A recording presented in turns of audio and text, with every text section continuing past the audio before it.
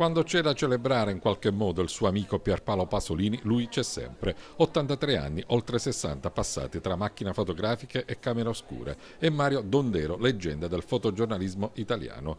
È stato tra gli ospiti della cerimonia del trentennale della fondazione del Centro Culturale di Agrigento, intitolato alla memoria dello scrittore, e la sua mostra fotografica Scatti per Pasolini, allestita all'ingresso del Museo San Nicola, idealmente ha fatto da naturale apertura all'evento. Un intellettuale, Pasolini, coscienza critica dell'Italia anni 60 e 70 che Mario Dondero ha conosciuto bene, una voce che, sottolinea, manca al nostro paese. Ma io penso che Pasolini è con alcuni altri, ecco, per esempio non so, Franco Fortini per dirlo, oppure Cesare Case, sono tante persone.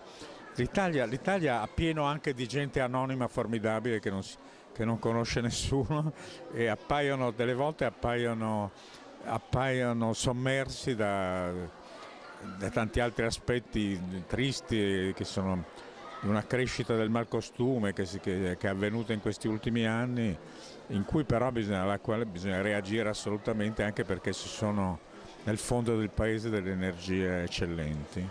Gli scatti, le fotografie sono anche momenti di vita. Ecco, per esempio, che ricordo ha di questa fotografia? Beh, questa fotografia è scattata da Cesaretto, in Via della Croce, che era un cenacolo di scrittori, ecco, ci veniva Ennio Flaiano per esempio, eccetera, oltre che veniva pieno di intellettuali, ma non del cinema, piuttosto della letteratura, e quasi di fronte, se voi conoscete Roma, c'è un'altra osteria che si chiama Otello alla Concordia, che invece era il luogo di appuntamento ancora oggi della gente del cinema.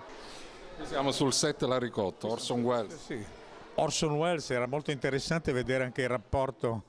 Mi piace questa foto, sono i santi che guardano Orson Welles, ma i santi erano quanto di più blasfemo ci fosse, anche perché appartengono al tipico sottoproletariato romano, che è estremamente salace nelle espressioni, e lui è il poeta Gaio Frattini.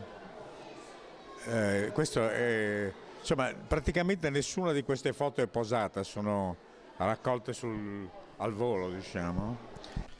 E quella di Dondero non è l'unica mostra a fare da cornice al trentennale del Centro Pasolini di Agrigento. Al San Nicola è possibile visitare anche 100 Sicilie, immagini e parole, ovvero la Sicilia raccontata dai siciliani, una rassegna fotografica che vede presenti molti dei migliori fotografi siciliani e agrigentini raccontare la nostra terra in un intreccio tra parole e immagine.